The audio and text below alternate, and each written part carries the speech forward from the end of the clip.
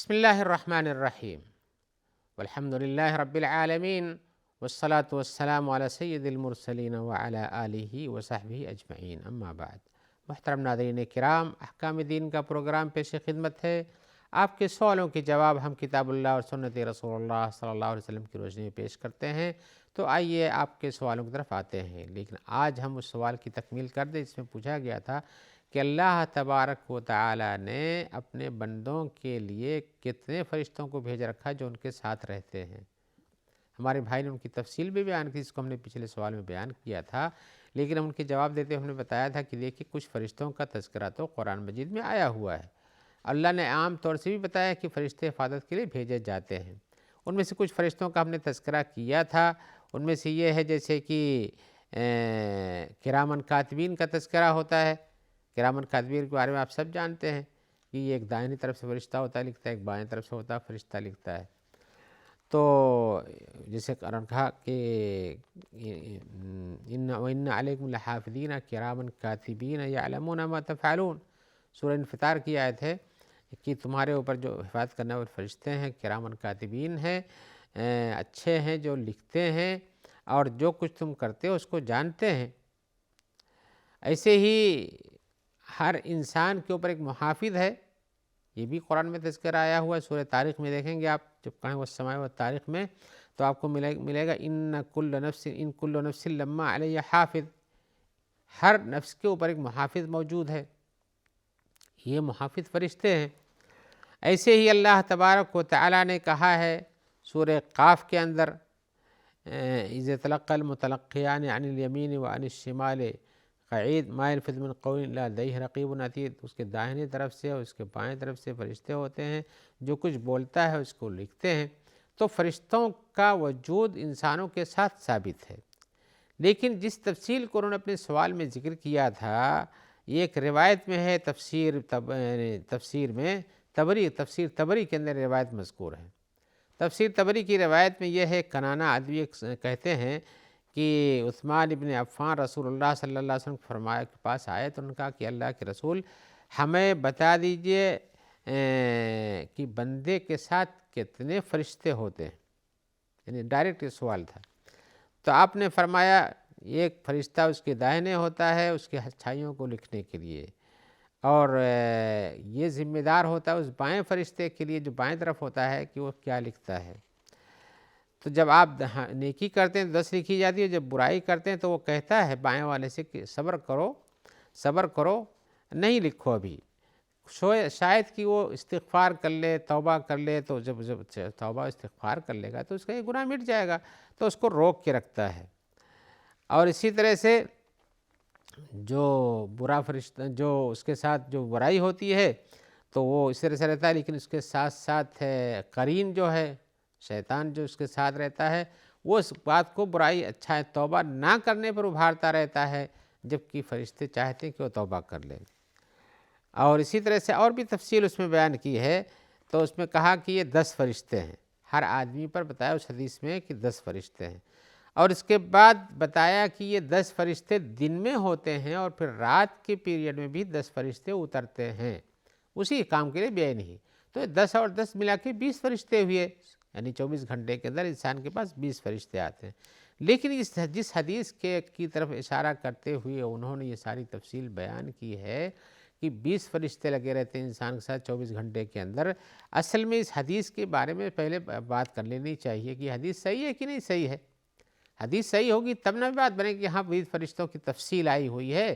کچھ فرشتوں کا ثبوت تو ہم نے قرآن مجید سے اس کے پہلے بھی دیا اور بعد میں بھی بتائیں گے، لیکن یہ ہے کہ 20 فرشتوں کی تفصیل جو یہاں حدیث میں پیش کی گئی اس کے بارے میں علامہ ابن حجر نے اور ذیلعی نے اور سیوطی نے اور بھی لوگوں نے، علامہ ابن کثیر نے اور بہت سے علماء نے کہا ہے کہ یہ حدیث کچھ لوگوں نے کہا کہ حدیث غریب ہے، اور کچھ لوگوں نے کہا کہ اس کے کچھ حصوں کا ثبوت دوسری حدیثوں سے ملتا ہے، یعنی کچھ فرشتوں کا ثبوت تو ملتا ہی ہے حدیثوں سے اور قرآن سے، لیکن ہر چیز کا ثبوت نہیں ہے، لیکن کچھ چیزوں کے شواہد دوسری جگہ ڈھونڈیے تو صحیح ہے۔ لہذا اس حدیث کے بارے میں پوری طرح سے یہ کہنا کہ یہی پوری صحیح ہے یہ نہیں ہے، لیکن کچھ چیزیں اس کی صحیح ہیں۔ کچھ لوگ علماء نے اس حدیث کو ضعیف قرار دیا، کچھ لوگوں نے اس کو حسن قرار دیا ہے۔ ایک روایت جس میں ہم نے بتانا چاہیے جس کے فرشتوں کے بارے میں کہ ہوتے ہیں، حضرت ابو ہریرہ کی ایک روایت ہے جو کہتے ہیں کہ رسول اللہ صلی اللہ علیہ وسلم فرمایا ہے یتعاقبون فیکم ملائکۃ باللیل والنہار، تمہارے پاس فرشتے آتے جاتے رہتے ہیں دن اور رات میں، یعنی جو دن میں ہوتے ہیں وہ جاتے ہیں، رات میں جو فرشتے آتے ہیں الگ سے آتے ہیں۔ یجتمعون فی صلاۃ الفجر و صلاۃ العصر، یہ صلاۃ الفجر میں اور صلاۃ العصر میں اکٹھا ہوتے ہیں۔ ثم یعرج الذین باتوا فیکم، پھر جو فرشتے رات گزار کے یہاں رہتے ہیں آپ کے ساتھ وہ اوپر چلے جاتے ہیں، فیسألہم، تو ان سے اللہ تعالیٰ پوچھتے ہیں، وہ عالم، وہ بہتر جانتے ہیں کہ بندوں نے کیا کیا ہے، کیف ترکتم عبادی، ہمارے بندوں کو کس حال میں چھوڑا تم لوگوں نے، تو کہتے ہیں ترکناہم وہم یصلون، ہم تو ان کو چھوڑے اس حال میں کہ وہ نماز پڑھ رہے تھے، وَأَتَيْنَاهُمْ وَهُمْ يُصَلُّونَ، اور جب آئے تھے ان کے پاس تب نماز پڑھ رہے تھے، یعنی حالت نماز کے اندر ہی فرشتے آتے ہیں اور اس کے ساتھ ہی وہ پہنچتے ہیں، دوسرے وہاں سے چھٹی کر کے جاتے ہیں، تو حالت نماز میں ان کی ملاقات ہوتی ہے۔ حدیث بخاری اور مسلم دونوں میں ہے، لہذا اس سے پتہ چلتا ہے یہ روایت جو ہے کہ جس میں فرشتے جو ہے آتے اور جاتے ہیں یہ اپنی جگہ پر صحیح ہے، حالت نماز میں ان کو دیکھتے ہیں اور نماز چھوڑ جاتے ہیں۔ ایسے ہی 4 فرشتوں کے بارے میں آیا ہوا ہے، حسن کا قول ہے الحفظۃ اربعۃ یعتقبونک، کہ 4 فرشتے جو حفاظت والے ہیں وہ آتے رہتے ہیں، ملکان باللیل و ملکان بالنہار، 2 فرشتے دن میں اور 2 فرشتے رات میں، تجتمع هذه الاملاک الاربع عند صلاۃ الفجر، اور یہ چاروں فرشتے فجر کے وقت میں ملاقات، یعنی رات والے فرشتے فجر تک رہتے ہیں اور صبح والے فرشتے فجر میں آ جاتے ہیں، تو وہاں دونوں کی ملاقات ہوتی ہے۔ تو اس طرح سے پتہ چلتا ہے کہ رات کے فرشتے اور دن کے فرشتے ہوتے ہیں۔ ایسے ہی ایک روایت اور بھی ہے حضرت عبداللہ ابن عباس کی، وہ کہتے ہیں کہ جعل اللہ ابن آدم حافظین فی اللیل و حافظین بالنہار، اللہ تبارک تعالیٰ نے آدم کی اولاد پر 2 محافظ دن میں رکھے ہیں اور 2 رات میں رکھے ہیں، یحفظان عملہ یکتبان اثرہ، یہ کیا کرتے ہیں حافظ، اس کا جو عمل ہوتا ہے اس کو تحریر کرتے ہیں اور جو کچھ وہ کام کرتا جاتا ہے اس کو بھی لکھتے ہیں۔ تو ایسی صورت میں اور بھی روایتیں ہیں، ان کو پوری تفصیل پہ نہیں جانا چاہتے ہیں، لیکن یہاں فرشتے زمین میں کام اللہ کے بندوں کے ساتھ رہتے ہیں، ان میں سے ایک ذکر وہ بھی آیا ہوا ہے کہ جو بندہ اللہ تعالیٰ کے رسول محمد صلی اللہ علیہ وسلم پر درود بھیجتا ہے کہیں پر، تو فرشتے اس کو لے جا کر رسول اللہ صلی اللہ علیہ وسلم پر پیش کرتے ہیں۔ یہ بہت سارے فرشتے ہوئے، حدیث میں آیا ہوا ہے ان للہ ملائکۃ سیاحین فی الارض یبلغون عن امتی السلام، اللہ تبارک و تعالیٰ کے کئی سارے فرشتے ہیں جو زمین میں چلتے رہتے ہیں اور وہ ہماری امت کا درود ہم تک پہنچاتے ہیں۔ یہ بھی فرشتے انسانوں کے محافظ، میں اس میں بتانا یہ چاہتا ہوں کہ یہ جو 20 فرشتوں کی تعداد انہوں نے پیش کی اسی پر بس نہیں ہے، اور بھی فرشتے ہیں جو انسانوں کے ساتھ جڑے ہوئے ہیں، جیسے درود پہنچانے والے ہوئے۔ لیکن اس حدیث میں جہاں تذکرہ آیا ہوا ہے، اور بھی تذکرہ سنا جو میں نے بتایا تھا، وہ کہتے ہیں 2 فرشتے اوپر اور نیچے ہونٹ پہ ہیں، 2 فرشتے آنکھ اور آنکھ کے اوپر ہیں، 1 فرشتہ یہاں پیشانی پر ہے۔ ان کے لیے کوئی صحیح حدیث کا ثبوت ہمیں نہیں مل سکا ہے۔ بقیہ فرشتے محافظ ہیں، دائیں اور بائیں ہوتے ہیں، لکھنے والے ہوتے ہیں، اس کو اچھائی، اور فرشتوں کو بہت سارا تذکرہ ہے، آپ اسی پر بس نہ سمجھیں تو جیسے کہ، لیکن بندے کی حفاظت کے لیے اللہ نے فرشتے بھیجے، اس کو محفوظ رکھتے ہیں، اس کے کام کو دیکھتے ہیں، اس کے کام کو لکھتے ہیں، یہ سب چیزیں صحیح ہیں۔ لیکن یہ کہنا کہ یہاں 2 آنکھ پر ہیں اور 2 ہونٹ پر ہیں اور 1 پیشانی پر ہے، یہ ثبوت کو نہیں پہنچ سکا۔ البتہ فرشتے اس کے آگے ہوتے، پیچھے اس کے بعد کرتے، دائیں اور بائیں فرشتوں کا تذکرہ تو آپ نے بارہا سنا، ایسے درود پہنچانے والے فرشتے ہوئے، ایسے ہی فرشتوں کا اور بھی تذکرہ میں اختصاراً کہنا چاہتا ہوں سب، کہ جو انسان وضو کر کے سوتا ہے، کچھ آیتیں اور درود وغیرہ پڑھ کے سوتا ہے، اس کے فرشتے بھی رہتے ہیں رات میں، اور اسی طرح سے اور بہت سے، جو آدمی آیت الکرسی پڑھ کر سوتا ہے اس کی حفاظت کے لیے فرشتہ متعین ہو جاتا ہے۔ تو یہ سب چیزیں آپ جانتے ہوں گے، تو اللہ تبارک و تعالیٰ نے بندوں کی حفاظت کے لیے فرشتوں کی تعداد جو متعین 20 بتائی جاتی، یہ نہیں، اس سے بھی زیادہ ہو سکتی ہے۔ اور اسی طرح سے اور بھی چیزیں ہیں جس کے بارے میں ہم یہاں تفصیل میں نہیں جانا چاہتے، لیکن کہنا چاہتے ہیں کہ اب یہ فرشتے جو ہیں انسان کے لیے حفاظت کا کام کرتے ہیں، اس کے اعمال کی حفاظت کرتے ہیں، کہیں اس کی حفاظت کرتے ہیں، کہیں اس کو شر سے بچاتے ہیں، کہیں اس کے لیے خیر کی بات کہتے ہیں، کبھی اس کو بشارت دیتے ہیں، کبھی خواب میں آ جاتے ہیں، کچھ فرشتے اس کے پاس رہتے ہیں جو اس کی اچھی چیز کی بشارت دیتے ہیں۔ بہت ساری تفصیلات ہے فرشتوں کے بارے میں، اسی 20 پر اکتفا کرنا یہ صحیح نہیں ہے، اور نہ اسی 20 میں سے کچھ چیزوں کا جو تذکرہ ہے اس کا کوئی ثبوت دینا ممکن ہو سکتا ہے۔ آئیے ہم ایک اور سوال کی طرف آتے ہیں۔ سوال میں پوچھ رہے ہیں کہ کہا جاتا ہے کہ 3 چیزیں ایسی ہیں جن کا کوئی وجود نہیں ہے،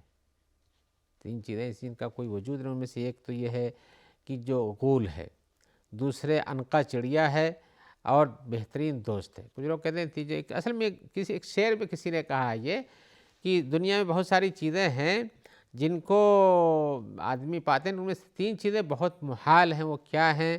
الغول والعنقا والخل الوفی، عربی کا شعر ہے۔ اس سے لوگوں نے کہا کہ یہ 3 چیزیں جو شاعر نے انکار کیا ہے، کیا یہ صحیح ہے؟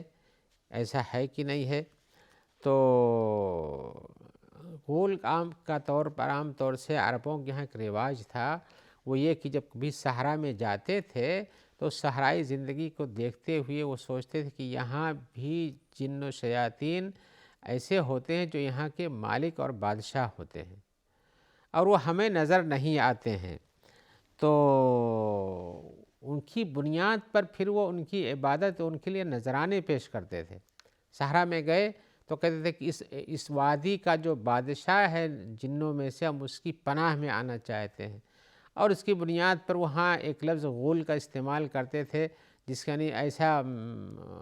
وہمی جانور، وہمی چیز جس کو ہم دیکھ نہیں سکتے لیکن اس کا وجود ہے، تو کہتے ہیں کہ یہ چیز نہیں پائی جاتی ہے۔ تو جب یہ ہوتے تو کہتے ہیں یہ ہم کو راستہ بھٹکا دیتے ہیں، ہم کو تکلیف پہنچا دیتے ہیں، لہذا ان کی پناہ میں آنا چاہیے۔ عنقا ایک چڑیا ہے جس کے بارے میں کچھ لوگ کہتے ہیں کہ حضرت سلیمان کے زمانے میں چڑیا تھی، اس کے بعد ختم ہو گئی،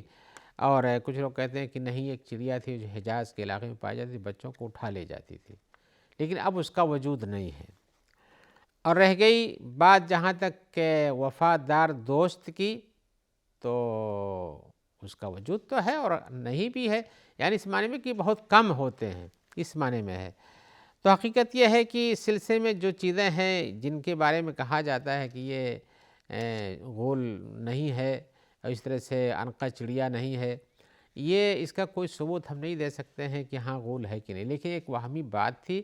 جن و شیاطین تو ہر جگہ ہوتے ہیں، اس طرح سے چڑیا بھی کوئی ہو سکتی ہے، نہیں ہو سکتی ہے، یہ ایک وہمی چیز تھی۔ لوگ وہاں وہمی چیز اس لیے کہہ رہا ہوں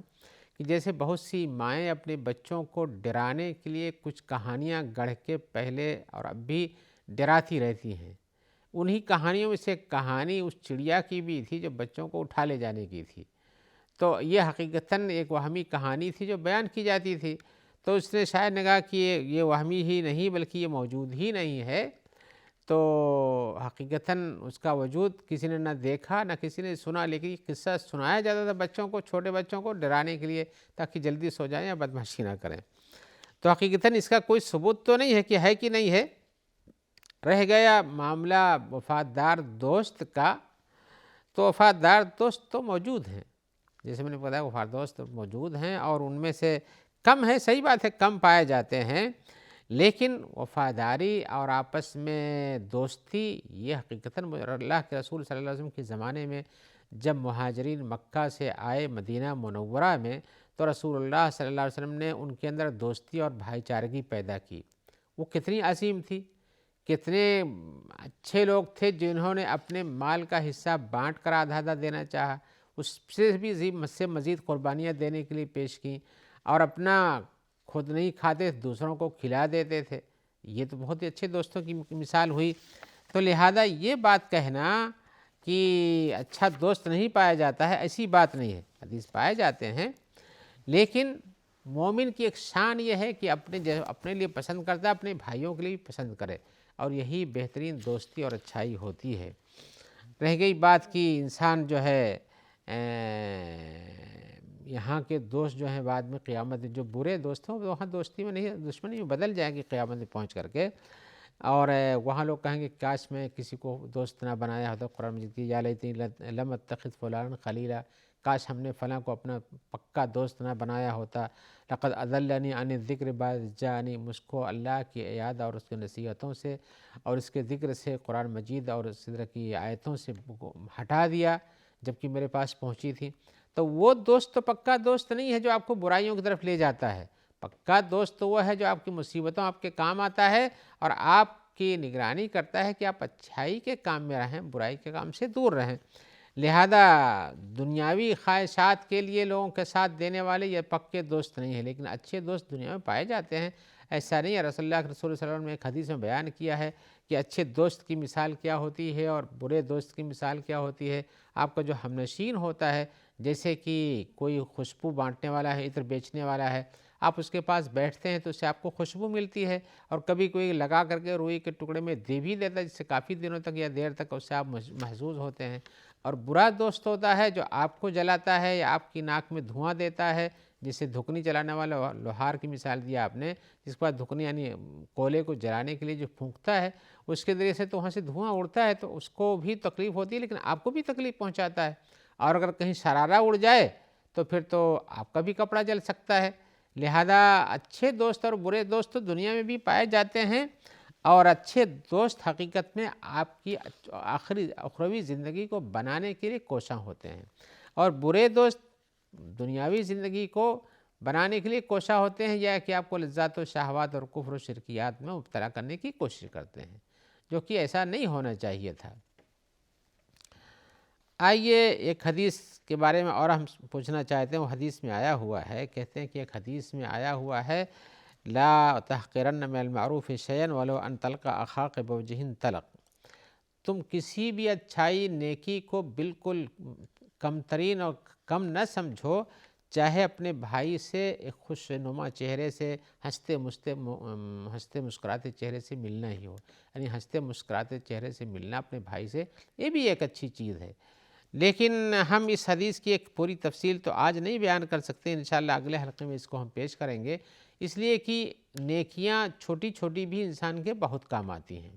بہت کام آتی ہیں، اس کو چھوٹی نہیں سمجھنا چاہیے۔ رب کی بخشش کے لیے کوئی بہانہ چاہیے تو بہانہ ڈھونڈیے، اس لیے کہ ایک کتے کو پانی پلا دینے سے کسی کو نجات ہو جاتی ہے، اور کوئی بلی کو کھانا پانی نہ دے کے مار دینے سے اس کی جہنم بن جاتی ہے۔ تو چھوٹی نیکیاں بھی ہوتی ہیں، بڑی نیکیاں بھی ہوتی ہیں، لیکن اس کی مزید تفصیل کے انشاءاللہ آپ آئندہ حلقے میں آپ سے ملاقات کے ساتھ اس کو ہم رکھیں گے اور اس کے بیان کریں گے۔ جب تک کے لیے اجازت دیجیے، اور اللہ سے ہم دعا کرتے ہیں کہ اللہ تعالیٰ آپ کو خیر سے رکھے، اور ہمارے سارے بھائی بہن جو آپ سے اس پروگرام کے پہنچانے میں تعاون کرتے ہیں، اللہ تعالیٰ ان کو اپنی عافیت میں رکھے اور ان کو صحت عطا فرمائے، اور اسی طرح سے ان کے اجر و ثواب میں اضافہ کرے۔ السلام علیکم ورحمۃ اللہ وبرکاتہ۔